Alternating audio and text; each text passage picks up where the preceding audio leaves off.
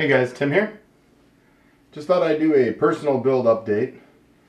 I was going to use the Arc Mini R2, which is a MATX case. This, obviously, by how far I'm panned out, is not an MATX case. This is, of course, the Arc XL. And the reason I decided to go with this is a couple-fold. One is it has the same features, obviously like twice as large, of the nice sound deadening foam that's also a filter. It has, let's get in the side here, the nice smoked window to see all the gear, the same ability for a 360 rad in the top, which, to be honest with you, this thing could probably fit a 400 millimeter rad with some tweaking, so pretty stiff for that big of a window. Most of you have probably seen my unboxing on this, but I kind of wanted to give you my personal opinion of why I decided to go with this. So the first reason is lots of room to mount a reservoir. I have a pretty large reservoir on order, so I can, we can put it here. We can put it, honestly, you could put it here even. Lots of room for, just extra things. So this will allow me to put either a 120 or 140 rad in the back, as well as my thick 240 and my regular 360. So there's lots of room up here for lots of headroom. Right? I mean, the headroom on a normal case, all of this is normally not there. So it's got a nice large cutout. Of course, everything's grommeted. Lots of nice cable tie downs everywhere. And rubber feet for the power supply. Everything's filtered. The bottom's filtered, the front's filtered, the top's filtered. The only thing that's not filtered is the back, but that's always an exhaust, so frankly, who cares? Obviously I'll be taking out some of the drive cages, like, well, they'll have to come out for the 240 to come in, but this will, the bottom one is probably going to go over here.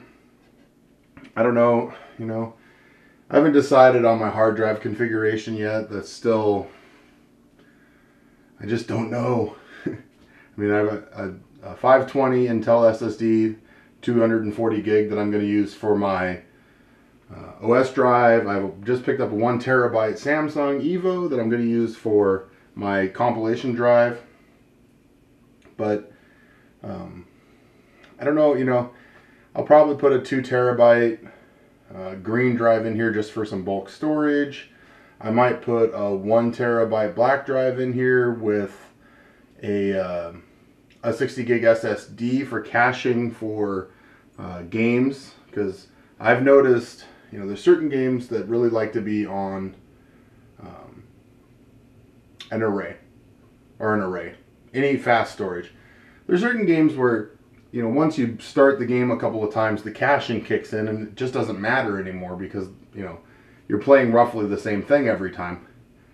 So in those cases, the caching is usually more than enough.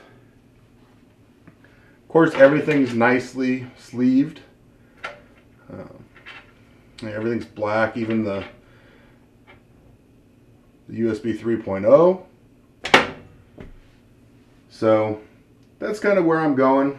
Here, turn around and do the front. I just like the minimalistic design of these cases and how rugged they are.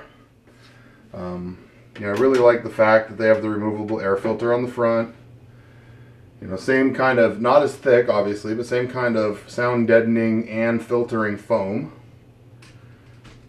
And then of course, you can put two 140s in here, but the way I'm going to do it is two 120s, and then on the other side of the metal bracket will be the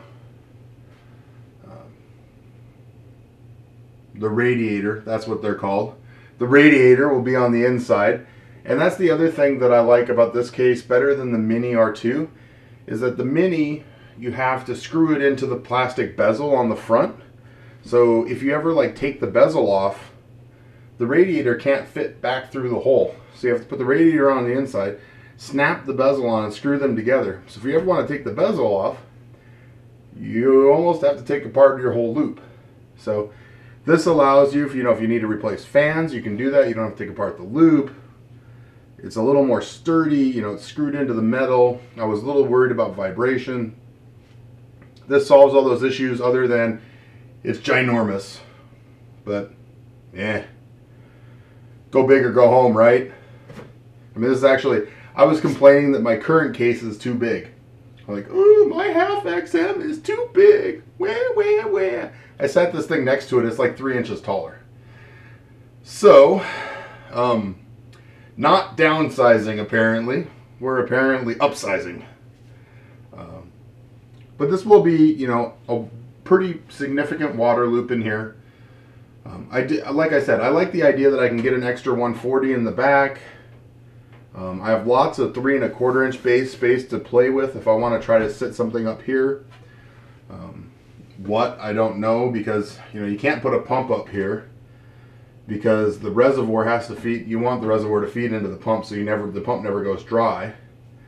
So I actually have a little auxiliary reservoir which I might put in here with the pump and have that reservoir feed the pump, and then have the main reservoir just for eye candy. I think there's other people that have done that. I can't remember if Linus's build did that or not, but I know there's at least a couple other builds I've seen where they have a small auxiliary reservoir behind and the pump there as well. And then they just run, the big res is just for, eye candy, and it gets the loop filled a little quicker.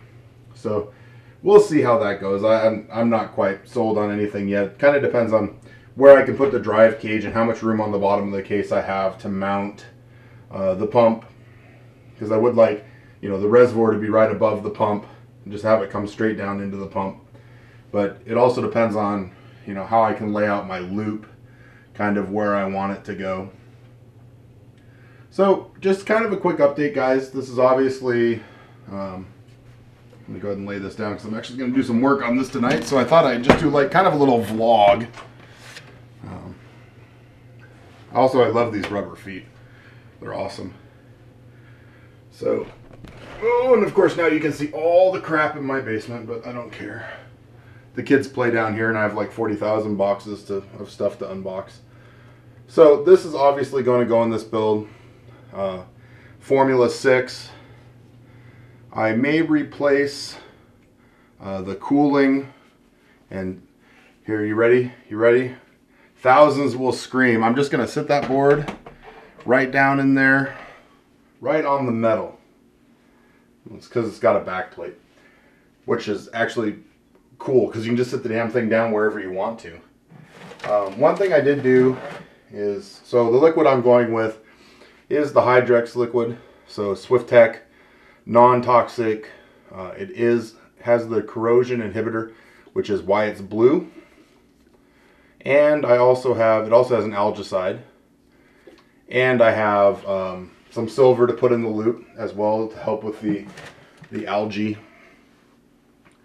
So the reason is because this is an aluminum water block on the 6. I'm trying to get EK to send me their water block because I would actually like to replace the chipset water block as well. Because hey, why not if you're going to go through all this trouble? But that's kind of it. Just kind of my thoughts on what I'm going to try to do, and try to move this cage over and see how it all kind of block out the system. I'll do another update. I'm actually going to build the system with the radiators but air cooled. So I'll put all the radiators in, I'll put all the radiators in, get the system all configured, build it out, cable manage it roughly, get it ready to go, and then just get it up and do some burning, because I do want to do, I've already tested the components. It's obviously the first thing you want to do. But I want to burn in, let's go substantially. I like to burn in a system, before I use it heavily, at least a week. I'm on the massively cautious side, but at the same time, it's nice to burn in a system and see where the heat problems are innately. So obviously the CPU is going to be a heat problem, but what I'll do is I'll run with the case open and use a thermal sensor to see where the heat's kind of laying in the box. And then at least when you build your loop, if you're spending all this time building a big water cooling loop and the chipset is getting up, over 100 degrees, you got a problem. You need to do the water block for the chipset at the same time you do the rest of the loop. So I kind of like to get it up, burn it in, use it, see what I think about it before you commit to water cooling the system. So, and that just, to me makes common sense. And plus, you get to use the system before you water cool it. Usually the water cooling takes a little longer to get all, if you're fussy, which I'm going to be the first to admit that I'm absolutely fussy. I actually changed the color scheme of this build only because I couldn't find a board that I actually wanted that in the color scheme I wanted. So decided to go with the ROG board because, well, they're awesome. So enough rambling on. This is we'll call this my personal build vlog number 1. When we get this build done, obviously there will be the water cooling build guide after that.